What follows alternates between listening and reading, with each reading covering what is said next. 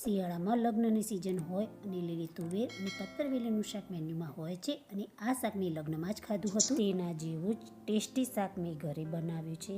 તો આજે તેની રેસીપી તમારી સાથે શેર કરું છું. સૌપ્રથમ તેના માટે એક લીલી પેસ્ટ બનાવીશું. મિક્સર જારમાં લીલા મરચાં, લીલો લસણ, લીલા ધાણા, સ્વાદ અનુસાર મીઠું ઉમેરી પીસી પેસ્ટ બનાવી તૈયાર કરી લઈશું. હવે તુવેરના દાણા કુકરમાં લઈ લઈશું. તેમાં પાણી ઉમેરી લઈશું અને 1 ચમચી નાની ખાંડ અને સ્વાદ અનુસાર મીઠું ઉમેરી તુવેરના દાણાને બાફવા માટે મૂકી દઈશું.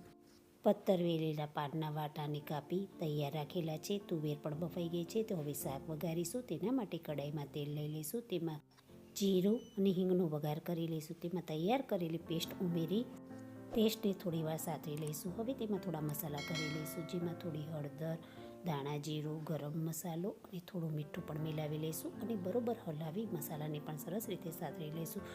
હવે તેમાં બાફેલી લીલી તુવેર ઉમેરી લઈશું અને બધું બરોબર હલાવી લઈશું.